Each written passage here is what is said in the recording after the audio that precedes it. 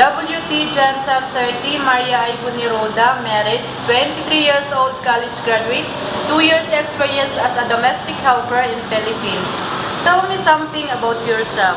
I am Maria Ibon Gallares Roda. I live in Sarangani province. I am 23 years old.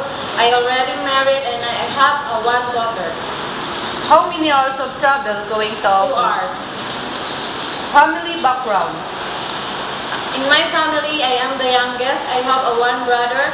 My mother works as a barangay treasurer and my father is a farmer. As with children, who will take care of him? My mother. Tell me something about your DS experience. I have experienced 2 years a domestic helper in the Philippines. I cook.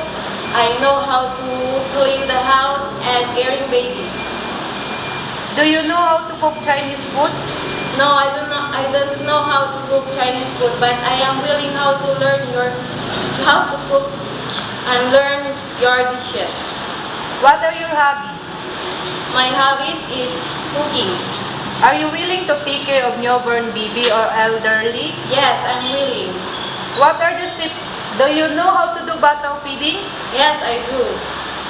What are the tips of bottle feeding? First, wash the bottle with soap into the running water and sterilize. After sterilize, put a water with milk and shake well. And be sure that the milk is not hot and feed to the baby. If the baby is still keep crying, what will you do? I will check the diaper and give her milk. If the baby is still has fever, what will you do? I will tell to my employer that the baby has a fever.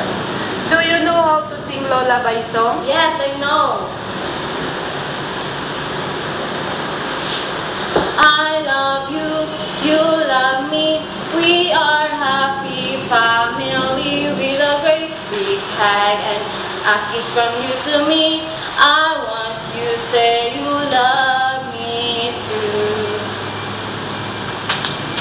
Do you have any other talent? Yes, I have. If you feel homesick, what will you do? I will keep myself busy in my work. If one of your family member will get sick, will you break the contract? No, I cannot break the contract. What will you do? I will send the money for medication. What could you teach the children?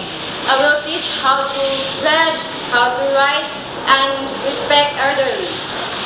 How long can you work in Hong Kong and why Hong Kong? If my employer has a good person, I will stay long. And I like Hong Kong because it's a very, very nice place. Thank you, Maria Ibuniroda. Thank you.